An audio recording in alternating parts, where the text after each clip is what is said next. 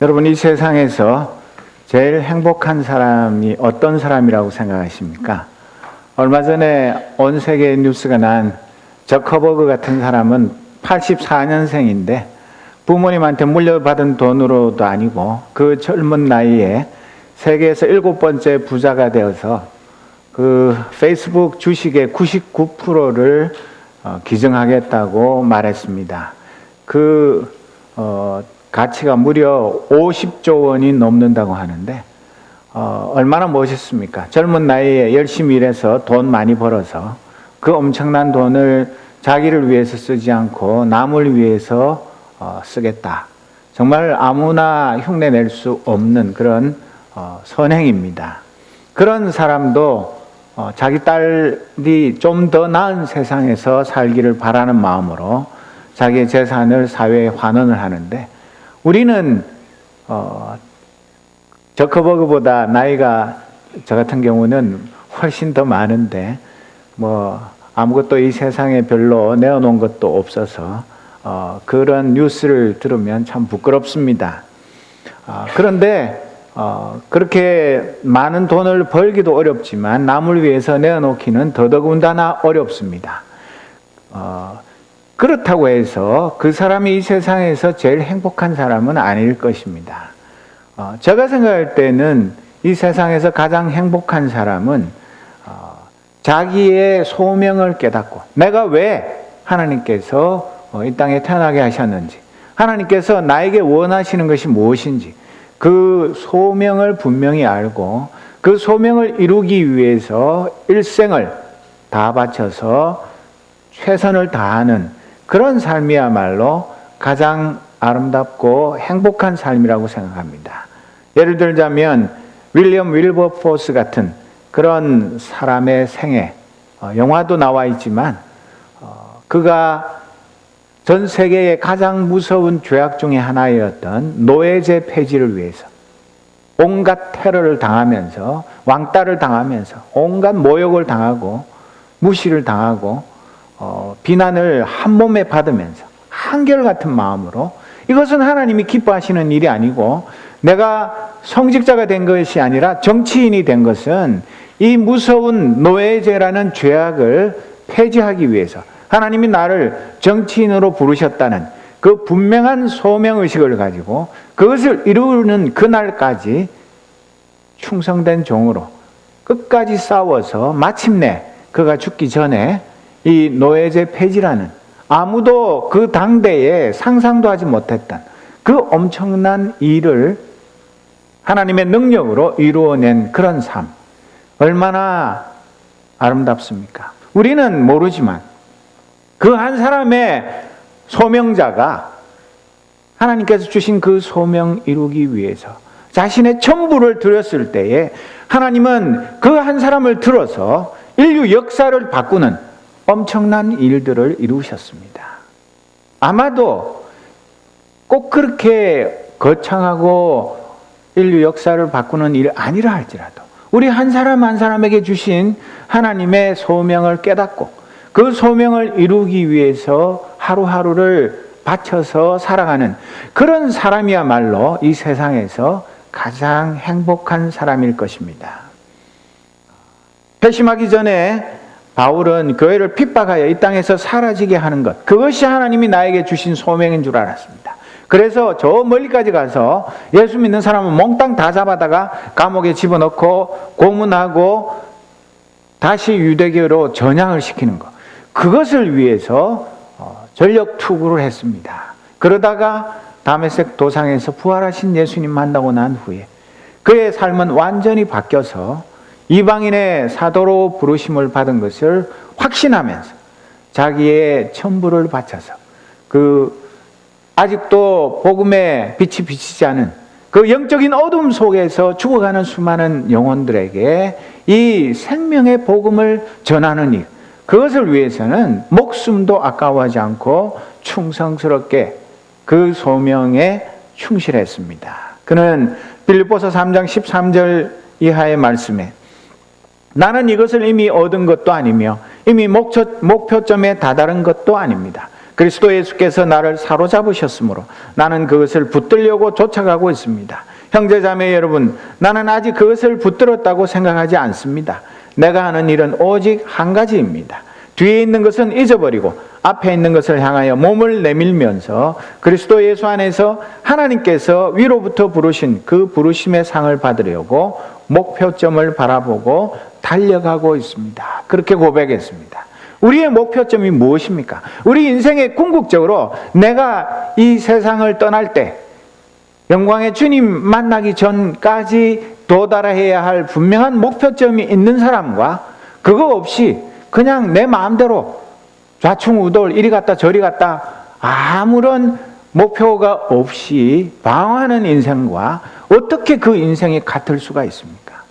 오늘 많은 크리스찬들이 교회는 나오고 신앙생활은 하고 교회 봉사를 하면서도 내 소명이 무엇인지를 분명히 모르니까 그냥 이것도 했다 저것도 했다 시키는 대로 하고 세상의 이 유행 따라서 살아가고 그러다 보니까 내가 도대체 뭘 위해서 사는 건지 하나님이 나를 통해서 이루고자 하는 그 내가 이 땅에 존재하는 이유가 무엇인지를 모르는 채로 그냥 막연하게 안개 속을 더듬으면서 걸어가는 것과 같은 그런 인생을 사는 사람들이 너무나 많습니다. 그런 사람은 수만 명, 수백만 명 모여 있어 봐야 그 사람들을 통해서 하나님의 이 구원의 역사가 나타날 수가 없고 그냥 숫자 자랑, 돈 자랑, 규모 자랑만 하다가 허무하게 끝날 수밖에 없습니다.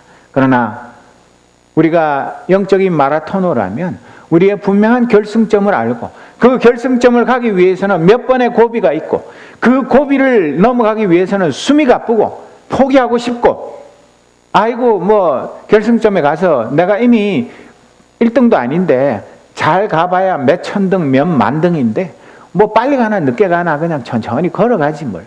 그런 식으로 게으름을 부르는 것이 아니라 분명한 목표를 향해서 남이 알아주든 알아주지 않든 그 결승점에서 금메달이 기다리는 것이 아니라 나를 사랑하여 목숨을 버리신 예수님께서 내가 결승점에 들어오기를 기다리고 계시는 그 주님을 만나기 위해서 내가 얼마나 땀을 흘리면서 끝까지 최선을 다해서 달려가는가.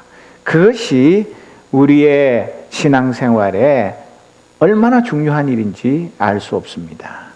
여러분 오늘 본문은 1절만 읽었는데 너무나 간단합니다. 인자가 누구입니까? 사람의 아들. 그 사람의 아들. 누구죠? 예수 그리스도. 예수 그리스도가 이 땅에 온 이유가 뭐라고요? 섬김을 받으러 온 것이 아니라 섬기러 왔다. 그리고 많은 사람을 위하여 자기 목숨을 몸값으로 치러주려고 왔다. 여러분 이 땅에 태어나면서 내가 이 세상 사람들을 섬기려고 태어난 사람 있습니까? 나는 이 땅에 올 때 이 세상 사람들을 섬길 그런 목적으로 하나님이 나를 보내셨어. 그런 소명의식을 가진 분이 있습니까?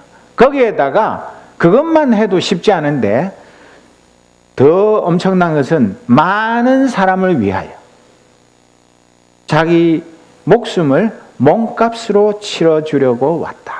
우리 주님이 이 땅에 오신 이유가 두 가지인데 사실은 한 가지입니다. 섬기는 것, 그 다음에 자기 목숨을 대속물로 몸값으로 주려고 오신 것. 왜 한 가지냐 하면 그 섬김의 극치가 바로 예수님의 목숨을 온 인류의 죄악을 위해서 대속물로 몸값으로 치르는 것. 그렇기 때문에 두 가지가 아니라 따지고 보면 단 한 가지 목적을 위해서 예수님은 이 땅에 오셨습니다. 우리는 그런 거 없이 그냥 어쩌다가 부모님 결혼해서 살다 보니까 아들로 딸로 태어나서 다행히 오늘까지 건강하게 하나님 은혜 가운데 살면서 신앙생활하는 것, 참 이것도 보통 일이 아니고 이것도 내가 잘나서 된 것이 아니라 하나님의 놀라운 은혜요 축복입니다. 그렇지만 정말 내가 왜 이 땅에 존재하는지, 하나님이 왜 나를 이 땅에 보내셨는지, 왜 하필이면 한국 사람으로 태어나게 했는지, 하필이면 20세기 말에 태어나게 하셨는지, 그래서 21세기를 살게 하셨는지, 하필이면 미국에 와서 살고 미국에서 공부하게 하셨는지, 나에게 믿음 주시고 은사 주신 그 목적이 무엇인지, 그것을 알고 신앙생활하는 것하고 아무 생각 없이 그냥 하루하루 살아가다가 벌써 일주일 지났어? 벌써 주일이야? 아이고, 내가 시계 맞춰놓고 잤는데 또 지각이네. 학교 지각도 하고 직장도 지각하고 교회 예배에도 지각하고, 그런 식으로 세월 가는 줄도 모르고 살아가는 그런 삶이 아니라, 왜 내가 이 땅 위에 존재하는지, 그 존재의 이유를 다시 한번 우리 주님의 그 소명과 비추어서 나 자신을 살펴보기를 원합니다. 이 마태복음 20장 28절 말씀 그 앞에는 한 가지 에피소드가 있는데, 그 이야기는 예수님이 제자들에게 십자가 고난과 부활에 대해서 세 번째 예고를 하셨습니다. 예수님 그냥 어느 날 갑자기 십자가에 달려 돌아가시면 제자들이 얼마나 당황하고, 와, 우리 선생님 진짜 해도 너무하네. 진작에 얘기하시지. 갑자기 그냥 체포돼가지고 십자가에 달려 돌아가시면 우리는 어쩌라고. 그런 일이 벌어지지 않도록 적어도 성경에 보면 9번 이상 예수님이 내가 때가 되면 로마 군인들에게 체포되어서 가서 신문받고 십자가형을 당하고 사흘 만에 부활할 것이다, 그렇게 여러 번 얘기를 했는데, 이 제자들은 까마귀 고기를 삶아 먹어가지고 9번이나 얘기했는데 다 잊어버리고, 예수님 체포당하고 실제로 십자가 달려 돌아가실 때 당황을 해서 어쩔 줄을 몰랐습니다. 오늘 이 이야기는 세 번째 예수님이 내가 십자가에서 죽고 사흘 만에 부활할 것이다, 그런 얘기를 하고 났는데, 그 얘기를 들었으면 생각을 해야 될 거 아닙니까? 우리 선생님이 왜 이 이야기를 또 하고 또 하고 또 하시나? 그러면 그 말씀하는 목적이 우리가 미리 마음으로 준비를 하고, 우리 선생님이 십자가 달려 돌아가시고 부활하실 것이니까 십자가 달려 돌아가셔도 너무 슬퍼하지 않고 부활에 대한 확실한 소망을 가지고 기다리면서 열심히 앞으로 전진해야 되겠구나. 그래야 되는데 제자들이 뭘 했습니까? 너무나 기가 막히게, 그 얘기가 끝나기가 무섭게 세베대의 아들인 야고보와 요한의 어머니, 이름이 뭐죠? 살로메. 이 살로메는 예수님의 이모입니다. 이분이 치맛바람을 일으키면서 두 아들을 데리고 예수님께로 나와가지고, 선생님, 우리 아들 한 명은 우의정, 한 명은 좌의정 시켜주세요. 이게 무슨 얘기입니까 도대체? 예수님은 지금 십자가 달려 돌아가시고 부활에 관한 얘기를 하고 계시는데 우의정, 좌의정이 웬 말입니까? 그런 주님의 고난과 부활에 대한 건 아무 생각이 없고, 그저 내가 당신 이모고 이 사촌 동생들이고, 그러니까 그냥 하나님 나라 오면 높은 자리에, 제일 좋은 자리에 우리 애 2명 다 앉혀주세요. 그거 뭐 어렵습니까? 우리가 남입니까? 아직 그 마음먹기 달린 건데 제발 좀 그렇게 해주세요. 이런 어이없는 부탁을 할 때 우리 예수님의 마음이 어떻겠습니까? 이거 참 기가 막히고 어이가 없고, 뭐 나보고 어쩌라고, 내가 무슨 하나님 나라의 이 땅 위에 뭐 헤롯 궁전을 뺏어가지고 그보다 더 화려한 왕궁에 살면서 뭐 대신들을 거느리고 이 세상을 통치하러 온 것이 아닌데, 그래서 내가 마시는 잔을 너희가 마실 수 있겠냐, 그 어림도 없는 얘기다. 그랬는데도 뭣도 모르면서 우리 마실 수 있습니다, 그렇게 얘기를 하니까, 나중에 너희들이 마실 수는 있겠지만 내가 오른쪽 왼쪽에 우의정 좌의정 앉히고 하는 거, 그런 것은 내가 할 수 있는 것이 아니고 그 자리는 내 아버지께서 정해놓으신 사람들에게 돌아갈 것이다. 그 얘기를 듣고 그 다른 10명의 제자들이 어떻게요? 그냥 우의정 좌의정 다 시켜주세요, 그게 아니라 이래가지고, 아니 이것들이 짜고서 벌써부터 이 매관 매직 인사청탁하고 이럴 수가 있나? 그것도 몰래 하는 것도 아니고 제자들 다 있는 데서 공개적으로, 이야, 해도 너무한다. 그럼 우리는 뭐 어쩌라고? 그런 식으로 이제 열불이 나는 그런 것들을 잊고 난 다음에 예수님께서 뭐라고 말씀하셨냐면 25절 이하에 보면 예수께서는 그들을 곁에 불러놓고 말씀하셨다. 너희가 아는 대로 이방 민족들의 통치자들은 백성을 마구 내리누르고 고관들은 백성에게 세도를 부린다. 그러나 너희끼리는 그렇게 해서는 안 된다. 너희 가운데서 위대하게 되고자 하는 사람은 누구든지 너희를 섬기는 사람이 되어야 하고 너희 가운데서 으뜸이 되고자 하는 사람은 너희의 종이 되어야 한다. 하나님 나라는 이 세상 나라와 정반대의 나라다. 하나님의 나라는 완전히 물구나무 선 나라이다. 그래서 진짜 하나님 나라에 높은 사람 되려면 지금부터 가장 낮은 자리에서 종으로 노예로 섬기는 자가 하나님 나라의 가장 높은 자니까 정말 너희들이 우의정 좌의정 하고 싶으면 지금은 이 세상 제일 밑바닥에서 땀을 흘리면서 열심히 일하는 것, 그것이 진정한 하나님 나라의 높은 자리에 앉는 지름길이다. 그것을 말씀하고 있습니다.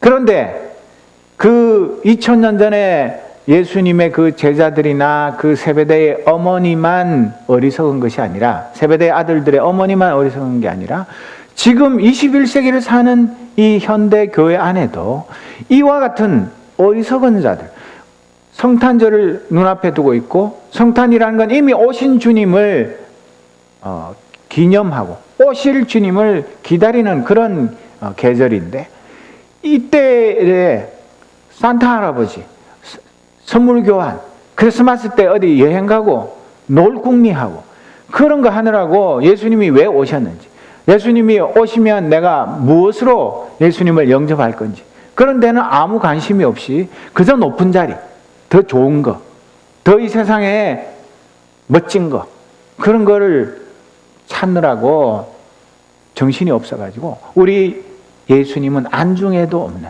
그리고 이 교회 안에서조차 계급이 있어서 제일 높은 사람 그다음 이렇게 해가지고 대형 교회 목사님은 전화 통화 아무나 할 수 없고 아무나 만날 수도 없고 얼굴도 주일 예배 시간 외에는 볼 수도 없는, 대통령보다 더 높고 더 귀하고 더 만나기 어려운 분으로 바뀌는 이런 웃지 못할 세상, 웃지 못할 교회의 모습, 이런 것들을 보면 이 이야기가 2000년 전 옛날 이야기만은 아닌 것입니다.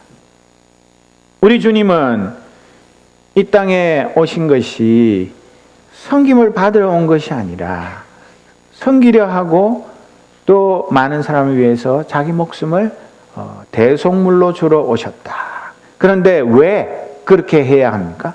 얼마든지 그분의 위치나 그분의 그 출신이나 그분의 그 지위를 봐서는 마땅히 섬김을 받을 수 있는 분이고, 또 자기 목숨을 대속물이 아니라 많은 사람들을 심판하고 많은 사람들을 위해 군림할 수 있는 분인데도 그렇게 한 까닭은 로마서 5장 8절에 보면, 그러나 우리가 아직 죄인이었을 때에 그리스도께서 우리를 위하여 죽으셨습니다.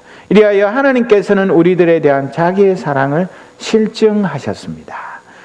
예수님께서 우리가 아직 죄인이고 예수님을 나의 구주로 영접도 안 한 그런 상태에 이 땅에 오셔서 우리를 위해서 죽으신 것은 하나님이 우리를 말로 사랑하는 것이 아니라 정말 끔찍하게 살아가신다는 것을 확실하게 증거로 보여주시기 위해서 이 땅에 오셔서 자기 목숨을 버리신 것입니다. 로마서 4장 25절에도 보면 예수는 우리가 범죄한 것 때문에 내줌이 되고 또한 우리를 의롭다 하시기 위하여 살아나셨느니라, 그렇게 말합니다. 예수님의 고난과 부활의 그 분명한 이유가 여기에 있습니다. 여기에서 말하는 섬긴다는 말은 그저 우리가 교회 안에서 섬긴다 뭐 얘기 많이 하지만, 뭐 직분을 가지고 섬기고 또 예배를 위해서 또 주중에 여러 가지 일로 교회에 많은 형제 자매를 위해서 수고하고 봉사하는 그런 것, 그것도 여기 섬긴다는 말에 포함이 됩니다. 그러나 여기에서 말하는 이 섬긴다는 말은 먼지를 뒤집어 쓰고 봉사하다, 그런 뜻입니다. 헬라어 원래 동사의 뜻은 그냥 이렇게 고상하고 우아하게 그렇게 폼나게 그렇게 하는 것이 아니라 그냥 작업복 입고 땀을 뻘뻘 흘리면서 완전 노가다를 하면서 내 몸을 돌보지 않고 내 위치나 체면이나 신분 그런 거에 격에 맞는 그런 봉사가 아니라 가장 낮은 자리에서 나의 모든 것을 다 팽개치고 땀을 뻘뻘 흘리면서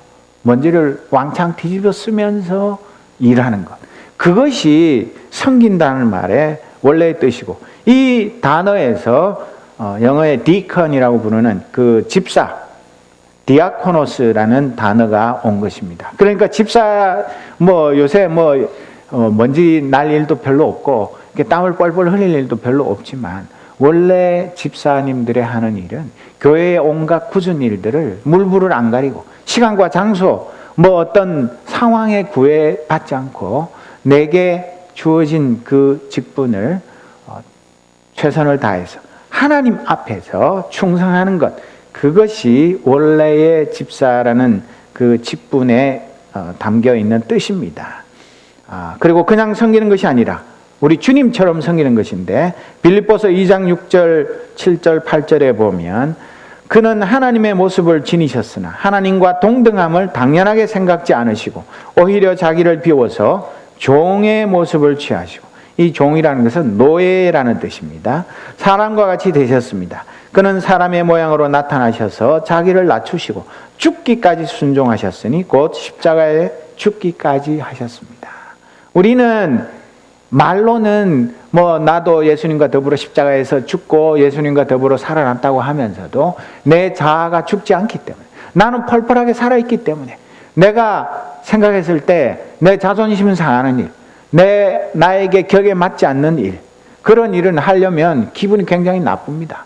하기는 할 때도 있지만 속으로는 화가 나가지고 왜 나한테 이런 일을 맡기는 거예요? 나 말고도 다른 사람이 이런 일 한 사람 많은데 내가 어떤 사람인데 나를 뭘로 보고 이런 일을 맡기는가? 그래서 씩씩거리면서, 그래도 안 하면 남들이 믿음 없다 그럴까 봐 그냥 체면상 하는 그런 일들도 있지만, 우리 주님은 정말 이 세상에서 섬긴다는 것이 그냥 우리가 군대에 가서 몇 년 군 복무를 하거나 직장에 가서 정년퇴직까지 일하거나 그런 정도가 아니라, 태어나시기 전부터, 태어나는 그 순간부터 숨지고 그 다음 부활해서 승천하시기 그 바로 전까지 그 모든 생애 전부가 섬김의 삶을 사셨습니다. 그리고 그 섬김이라는 것이 우리처럼 이렇게 폼나고 고상하고 우아한 그런 섬김이 아니라 정말 거칠고 험하고 인자는 머리 둘 곳도 없는 온갖 오해와 비판과 모욕과 수치와 사람이 겪을 수 있는 모든 그 죄의 비참함, 그런 것들을 몸소 다 체험하시면서 그걸 부끄러워하지 아니하시고 그걸 자존심 상해하지 아니하시고 기꺼이 우리의 구원을 위해서 자신의 전부를 바치셨습니다. 대속물이라는 것 또는 이 몸값으로 번역된 단어는 노예를 몸값을 주고 사서 해방시켜 자유인이 되게 하는 것을 말합니다. 그러니까 여기서 말하는 몸값이라는 것은 리버티 프라이스, 그 노예가 자유를 얻게 하는데 치르는 대가, 그것인데, 옛날에는 돈을 주고 노예 한 명당, 남자 노예, 건강한 노예는 얼마, 여자 노예, 건강한 노예는 얼마, 이렇게 몸값을 주고 사서 이제부터 당신은 자유입니다, 그렇게 하는 거였지만, 우리 주님이 몸값으로 치른 것은 자기의 생명, 자기의 일생 전부를 다 바쳐서 우리를 죄의 노예에서부터 해방시켜서 하나님의 친백성 삼으시기 위해서 자신을 바친 것, 그것을 여기에서 말하는 대속물 또는 몸값이라고 말하는 것인데, 디모데전서 2장 5절 6절에 보면 하나님은 한 분이시요 하나님과 사람 사이의 중보자도 한 분이시니 곧 사람이신 그리스도 예수이십니다. 그분은 모든 사람을 위해서 자기를 대속물로 내주셨습니다. 하나님께서 꼭 적절한 때에 그 증거를 주셨습니다. 그렇게 말합니다. 여러분, 우리는 얼마나 행복한 사람들입니까? 우리는 얼마나 복받은 사람들입니까? 우리가 조선시대에 태어났다면 어쩔 뻔했습니까? 그 조선시대에 천주교 믿은 사람들, 지금도 한국에 가면 성지들이 있지만 얼마나 많이 순교당하고 저 깊은 산 속에 들어가서 아무도 모르는 곳에서 숨어 살면서 얼마나 많은 고난을 겪고 얼마나 많은 슬픔을 겪었는지 모릅니다. 우리는 예수 열심히 안 믿어서 다리고 마음껏 신앙생활을 할 수 있는 모든 조건이 갖춰진 이런 상황에서 우리가 살아가게 하신 것. 이게 조선시대 그 이전의 사람들보다 우리가 무엇이 나아서 우리에게 이런 은혜를 베푸셨습니까? 그런데도 감사하기는커녕 이것도 불평 저것도 불평 못마땅한 거 많고 주일에 왜 교회가 먼지가 아까운지 나는 왜 남들은 그냥 몸만 와서 예배 드리면 되는데 나는 중에도 여러 가지 봉사해가지고 주일 와서도 바쁘고 마치고 나서도 또 바쁘고 그런 것 따지는 것이 아니라 정말 왜 나한테는 많은 일을 맡겨가지고 남은 놀고 있는데 나는 두 가지 세 가지 이렇게 해가지고 맨날 정신없고 내 할 일도 많은데 그런 식으로 나 자신의 그 품위와 나 자신에게 맡겨진 일의 그 양을 따지는 것이 아니라 우리 주님이 이 땅에 오셔서 자기의 명예, 자기의 자존심, 자기의 지위 그런 거 아무 상관없이 가장 낮고 천한 곳에서 제일 더럽고 추한 일, 냄새나는 일, 그 힘든 사람들의 친구가 되시고 세리와 과부와 창녀들의 친구가 되시고 그들에게 정말 인간다운 삶이 무엇인지를 온몸으로 보여주신 그분의 삶을 우리는 얼마나 닮아가며 삽니까? 우리가 자존심이 있으면 얼마나 대단합니까? 우리의 명예, 우리의 지위가 도대체 무엇입니까? 무엇이 그렇게 잘나서 주의 일 하는데 이것 따지고 저것 따지고 되는 일 안 되는 일 있고 그런 게 무엇이 다 필요합니까? 재능 없어도 주를 위해서 충성하면 하나님께서 재능 주시고 또 봉사할 수 있는 길을 왜 안 열어주시겠습니까? 그런데도 정말 많은 사람들이 이 주님의 오심, 다시 오실 주님을 기다리는 이 대림절 기간 동안에 우리의 마음의 초점이, 우리의 삶의 중심이 어디에 가 있는지 그것을 다시 한번 점검해 봅시다. 과연 우리가 크리스마스 그때를 기점으로 해가지고 방학도 맞고 여러 가지 있어가지고 여행도 가고 많은 일이 있지만 정말 내 생애에 한 해를 마감하면서 그 크리스마스를 중심으로 해서 내가 주님께 드릴 예물이 무엇인가? 다시 오실 주님을 맞이할 때 내가 드릴 예물을 무엇을 준비할 것인가? 거기에 내 삶의 가장 중요한 포커스가 맞춰져 있습니까? 그리고 주님이 나를 위해서 목숨을 바치시고 자기 생애 전부를 다 드리셨는데 진짜 섬김의 본을 보이셨는데 나는 그 주님을 닮아서 무슨 섬김을 하면서 살아가고 있는지 그것을 살펴보아야 하지 않겠습니까? 에베소서 5장 2절에 보면 그리스도께서 너희를 사랑하신 것 같이 너희도 사랑 가운데서 행하라. 그는 우리를 위하여 자신을 버리사 향기로운 제물과 희생 제물로 하나님께 드리셨느니라. 그렇게 말씀하셨습니다.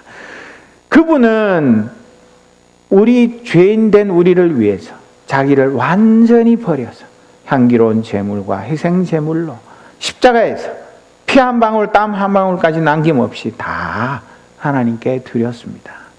또 이 예수님 탄생 700년 전에 이사야 53장 10절에 보면 이사야 예언자는 주님께서 그를 상하게 하고자 하셨다. 주님께서 그를 병들게 하셨다. 그가 그의 영혼을 속건 제물로 여기면 그는 자손을 볼 것이며 오래오래 살 것이다. 주님께서 세우신 뜻을 그가 이루어 드릴 것이다.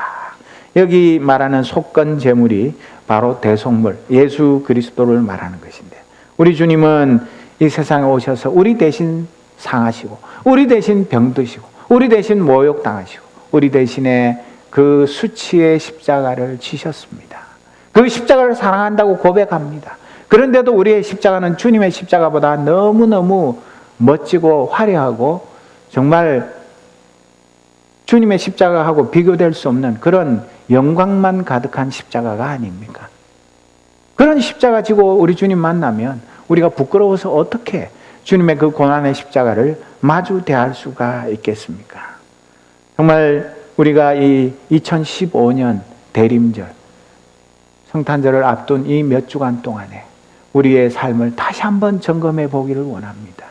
정말 내 삶에 있어서 주님의 그 섬김의 본을 얼마나 본받아서 먼지를 뒤집어 쓰고 땀을 뻘뻘 흘리면서 내 시간을, 내 정성을, 내 물질을, 나도 바쁘지만 주를 위해서 아낌없이 드리는 그런 섬김의 삶이 얼마나 주님 보시기에 아름다운가.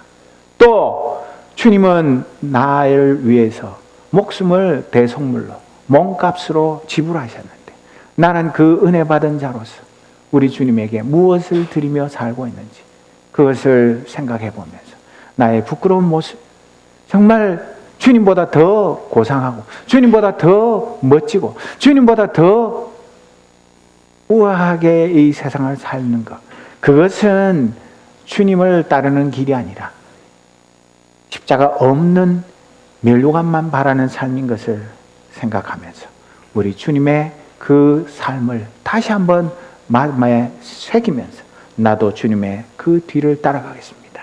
그런 신앙 고백을 담아서 우리가 그가 오신 이유, 잘 아는 찬송이지만 그 찬송을 부르면서 주님이 이 땅에 오신 이유가 내 가슴 속에 새겨져서 그것, 주님의 오신 이유가 나의 이 땅에 살아가는 이유가 되기를 바라는 마음으로 이 찬양을 같이 드리겠습니다.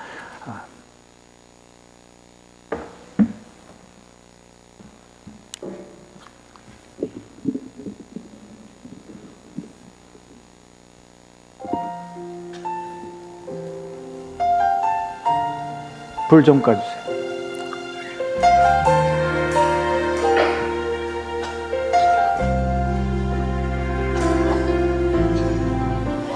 세상 가장 아름다운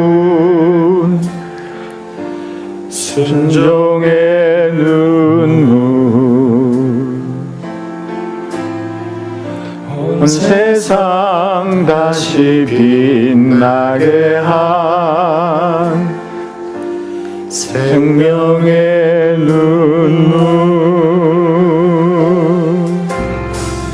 그가 이 땅에 오신 이유 죽어야 살게 되고 져야만 승리하는 놀랍고 영원한 진리, 지으신 그대로 회복시킨 우리의 창조주 그리스도, 십자가의 길로 아버지를 이루셨네. 그가 이 땅에 오신 이유, 이제 우리에게 맡겨진 그 소망, 그 사랑, 그 생명, 아름답고 눈부신 십자가의 일, 우리가 이 땅에 살아갈 이유. 이 세상 가장 아름다운, 이 세상 가장 아름다운 순종의 눈물, 온 세상 다시 빛나게 한 생명의 눈물, 그가 이 땅에 오신 이유 죽어야 살게 되고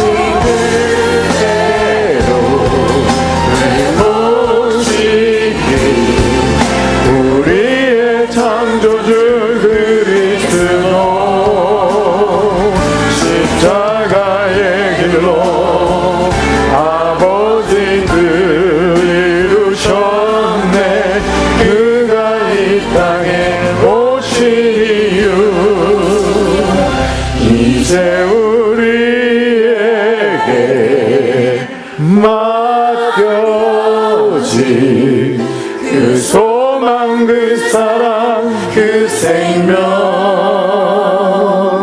아름답고 눈부신 십자가의 길 우리가 이 땅에 살아간 이유.